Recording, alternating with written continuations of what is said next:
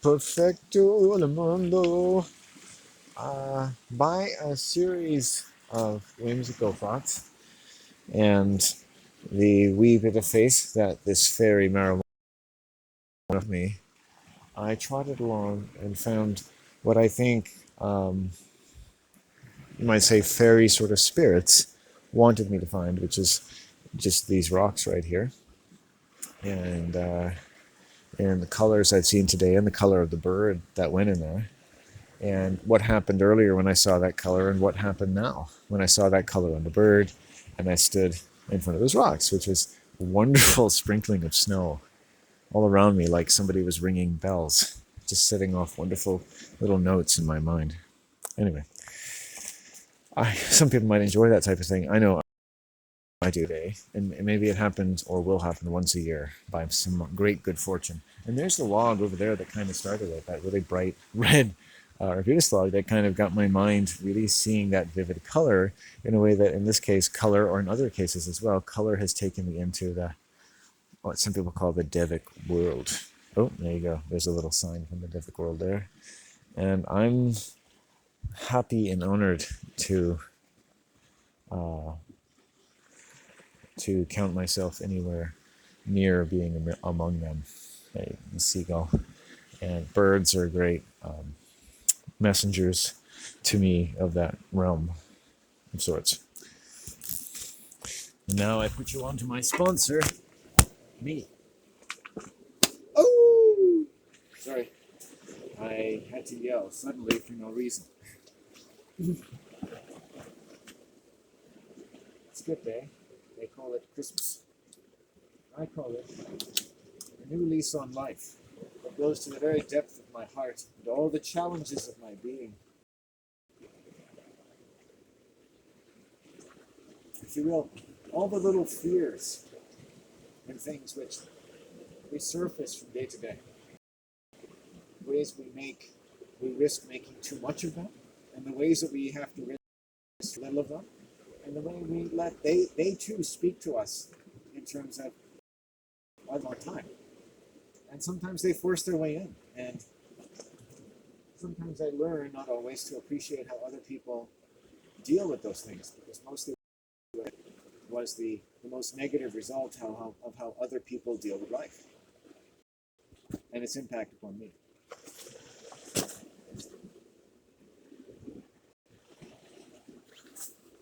But I'd like to learn, or I would like to learn more about how people deal with life in my life. That would be helpful to me, when I don't feel like somebody is being condescending to me. I had a lot of that as a child, or at least as a young adult, I should say, when I was treated. Oops, what's that? Oh, it fell out of my pocket. It's like, I thought I recognized that. That's my cup for smoking marijuana. I'm like, oh, it looks like a beautiful shell. It's like, oh, it's mine. If you'll permit me, are notorious for sometimes kicking things out of our pockets, making things fall out of our hand, suddenly, unexpectedly, a little bit of fooling around that I think, if I may say, has many portents that we should be lucky that they're fooling around with us. I think they know how angry we are. To me, and this is where we get into personal habits as well, personal terms of mind. It's okay to serve my selfish interests, and it's okay for you to turn your mind in some direction that maybe serves you more. And that's the responsibility and the power that we all have. And comfort also comes into it as well. And I feel as though, the fairy realm knows what it's like to be angry. Knows what it's like to just want to be protected so much because the people who are supposed to aren't able to. And that's kind of the root of human anger. What is going to protect me if I don't? I don't even know how, but I have to be angry. It's like, it's deeper than your conscious mind. I have to be angry about this until fill in the blank. And maybe you have to fill in the blank every day, every year, maybe one day it'll fill in the blank with such a beautiful change of understanding that you'll never have such a thing. Or people believe that that happens. I call it a lobotomy.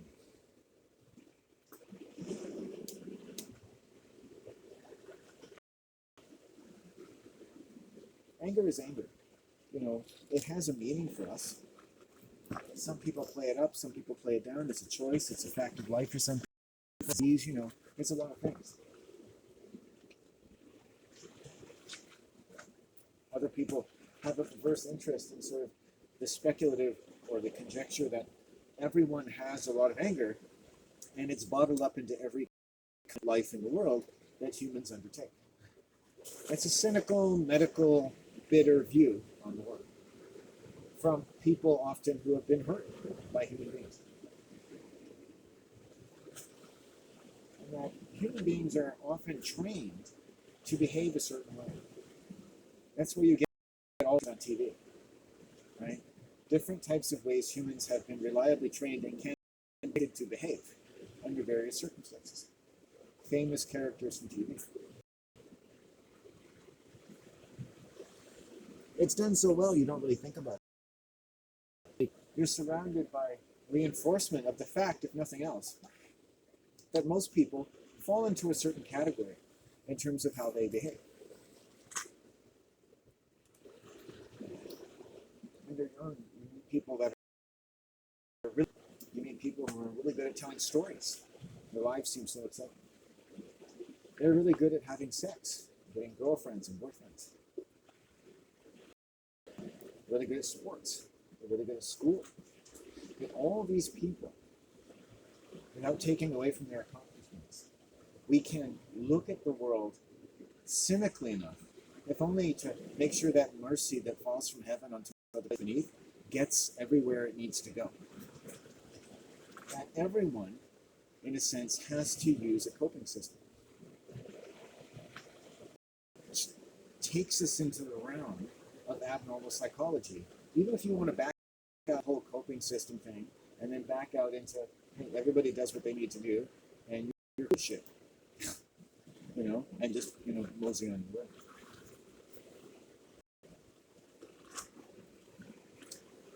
You get out of it what you put into it, depending on what you need. One more smoke and I'm going to go. I just found that I have quite a bit of time, so I thought, let's indulge. This is the end of one ferry. I'm near water, so I hear things sometimes.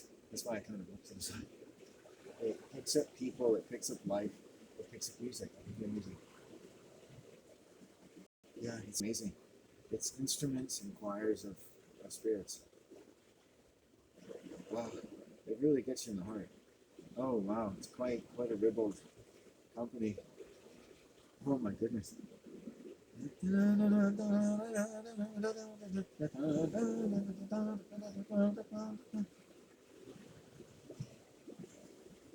like something even horses could sing.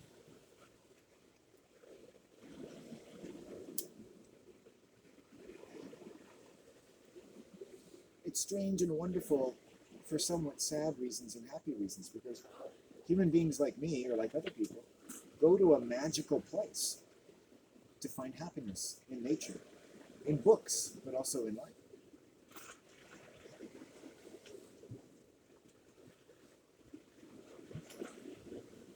I'm dancing to it.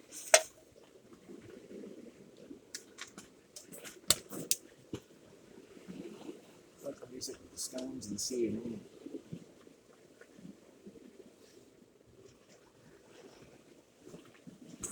Shit, this is strong weed. I gotta put this down. Fuck. That's some powerful shit. Is that salt? No, that's snow. Snow is the salt of the earth.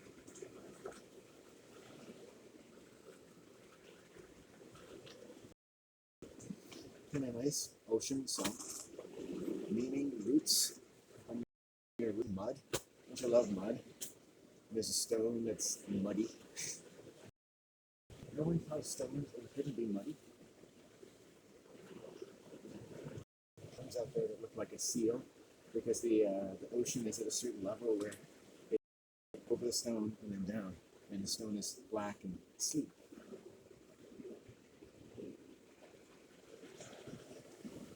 It's not uncommon many times of the year to see, do a kind of double take, to see seals upon the stones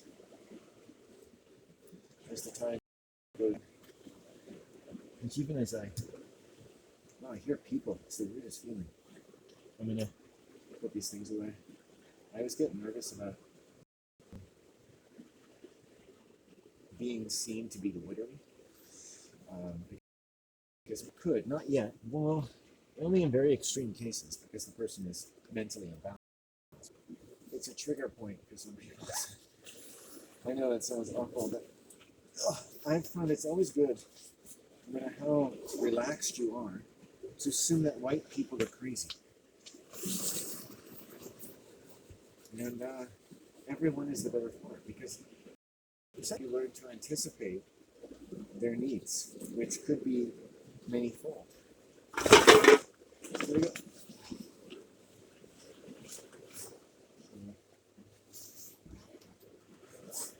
Being a good boy and putting on my gloves. I still hear that music. Oh, you know, it's I came to the right place. Yeah. Among these yeah. But I walked out here with respect and think, nature's a wonderful place to find magic, but you can also find your death. That's kind of the borderline. You can only be in the cold so long, but there's shows it. This is an experience that will stay with me in my days ahead. Soundlessly, perhaps a little bit to you, unless you were listening to me or seeing me dance around and kind of pick up a sense of what was going on. I don't know. In that sense, I would then be right to judge me ill or not as a dancer, perhaps. To judge me ill or not. To judge me, I'm going to leave my stick here, as a kind of offering. Yeah, there's a nice place for it right there. And yeah, see, the snow is just coming down from the tree. Thank you kindly. And there's just a wonderful little zest against the back of the neck. There's a sacred path stone. You can find whichever one is sacred to you.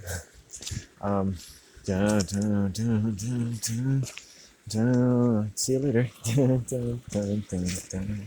Hey. I will take the song with me, thank you. Dun dun dun dun dun. Hey. Dun dun dun dun dun. Hey. Right between those two stones. That's where the bird directed my energy.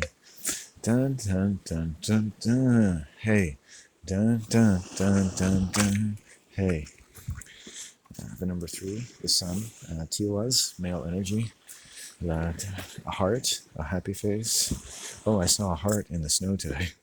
And I was so busy thinking I stepped right on top of it. It was a perfect heart. Upside down, the way I like it. And it's cool. It just kind of has a more male energy when you turn the heart upside down.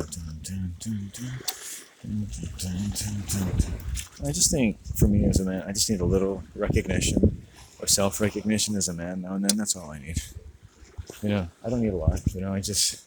Everyone likes a certain amount of consideration, but I wish I could get recognition of a man, and as a man, it afforded me a consideration that, it might be wrong of me to say, but was commensurate with the women get or expect from men on any given day, which is that you should know when not to be sexual, which is with me.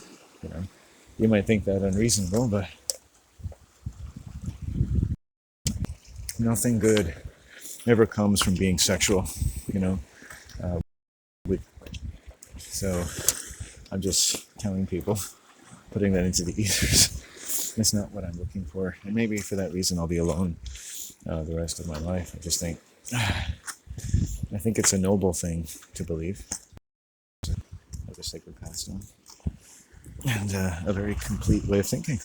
You don't have to, as a man or woman, necessarily, there are mitigating factors perhaps, but it's an important thing to be able to permit oneself to do, to remain sort of open to someone else fitting sexually into your life and make that kind of the purpose of your life, the measure of your life.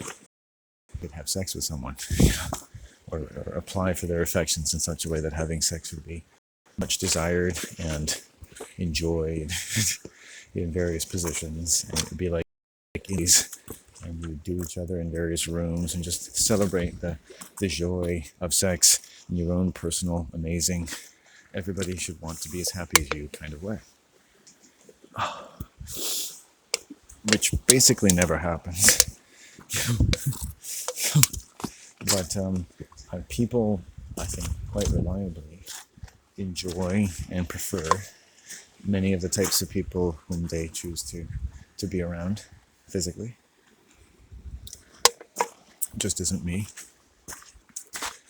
But I don't think it doesn't matter where you stand as long as you're honest. That's your relationship with yourself. It's the most important one in the world, because it's the one that you have to live with the longest. You're the closest to yourself. You have to live with yourself, right? That's not really a curse, because it's a responsibility, because you know how you feel all the time.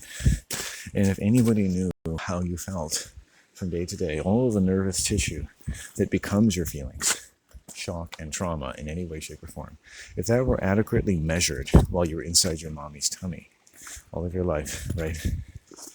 Boy, the things we could know about the world, the things we would need to learn, how you could become a Rosetta Stone that would rejuvenate all of the wells of human knowledge and sympathy. We would recover the song of the music of the spheres. Our hearts would turn with the poetry of the heavens and the earth, and crime and molestation would be no more. There, I put it to you. You want my idea for world peace? There it is. There's another sacred path stone.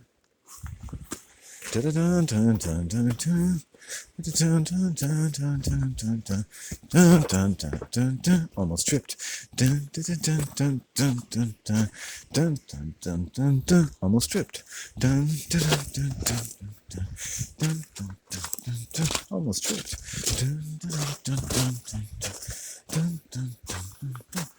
Almost tripped. Almost tripped. Almost tripped. I almost tripped.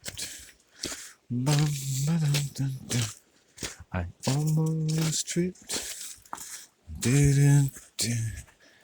I almost tripped. I almost tripped. I almost tripped.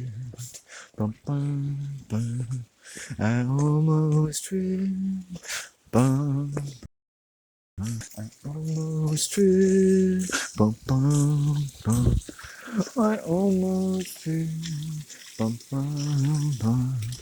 I almost tripped. I almost tripped. I almost lost it all. I almost lost it all. I almost lost what little I had. I almost lost what little I had. What right did I have to ask for more? Like Oliver fucking Twist, I wanted some more.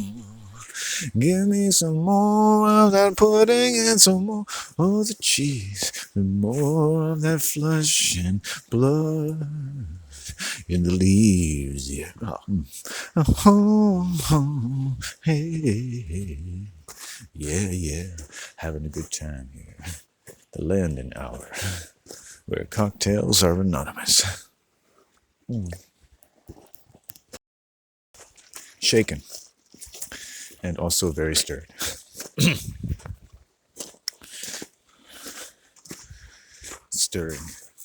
Stirring is daily. Does not the wand of the very heavens and the earth stir us quite completely every day? Are not our hearts admirably or utterly stirred by something? By the moving of the spheres, the changing of the years? Are they not just so incredibly stirred that we should pry ourselves away from our TV shows and our psychodramas? Give a leg and just give a thought to how absolutely stirring it all is. And that we can be so stirred by it is a wonderful, sacred thing. Would that all we had to do was be stirred every day. You know, our labors and those of the heavens and the earth would just naturally unfold.